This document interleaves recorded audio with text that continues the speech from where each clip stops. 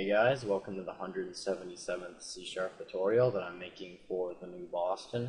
And in this tutorial, I'm going to be showing you how to zip both files and folders. And unfortunately, Microsoft doesn't have a class that will allow us to do that, so we're going to have to download a DLL.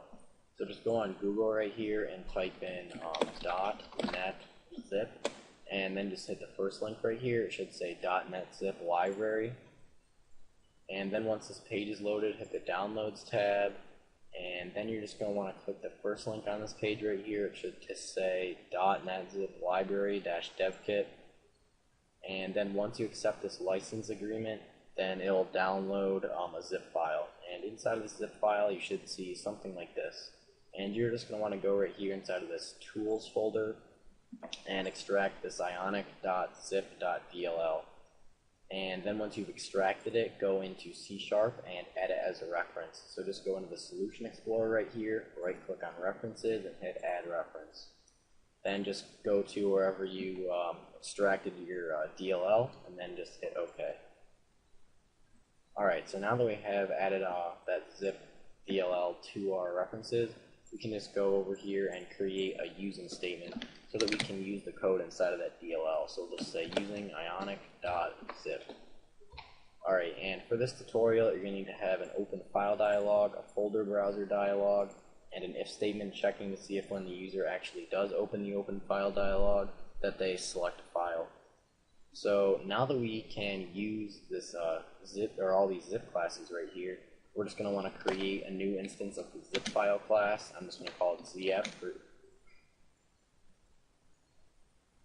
I'm just going to call it ZF for a zip file and set it equal to a new zip file.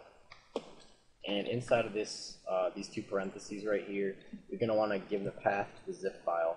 So we're just going to want to create it on my desktop. So we're going to say users/Adam/desktop, and then after the last one, you can just name it anything you want. I'm just going to call it myzipfile.zip, and make sure it has a zip extension on it. Alright, so now we can begin adding files to our zip file. So we're just going to say zf.addFile, and we're just going to want to give the path to the file that we want to add, and that's going to be whatever file that the user opens in the open file dialog. So we're just going to say right here ofd.filename, and the second parameter that you're going to want to pass through is the path to the file where your file will be in the actual zip file. And if you want it to be in the root of the zip file, you're just going to want to put an empty string right there. Alright, and then you're just going to want to save your zip file or create it, so you're just going to say zf.save, and this will basically just build or create your zip file. Alright, so let's debug here and make sure that this works. So if we click this button, and let's just zip this document.txt. Now let's go on my desktop, and we should see, yep, my zip file is right there. We open it up, and we can see that right inside of there is that document.txt file. Alright, so let's just go ahead and delete this. Alright. So now what if we wanted to actually add a directory inside of our zip file? Well, you're going to have to add it before you add the file so you can specify the directory, because if we added a directory after this and tried to specify the directory up here, then the directory wouldn't exist yet, so it would throw an error. So we're just going to say zf.addDirectoryByName, so we're just creating a new directory in there, and I'm just going to call it Adam, and then we're going to place this document text file inside of this Adam folder right here. Alright, so let's just debug and open that document.txt file.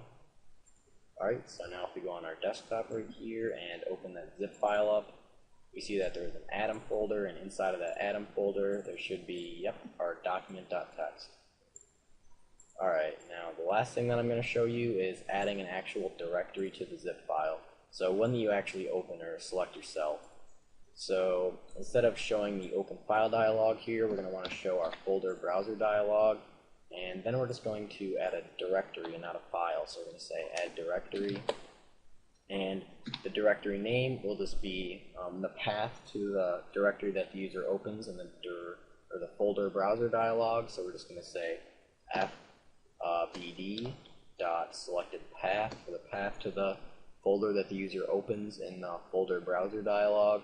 And then the second parameter, just like the file, is the location in the zip file to where your file will be saved. And we're just going to have it be in the root, but you could have it be in this Atom folder since we created it up here. But I'm just going to delete this since we're just going to have it in the root. Alright, so let's just go ahead and debug here and make sure that this works.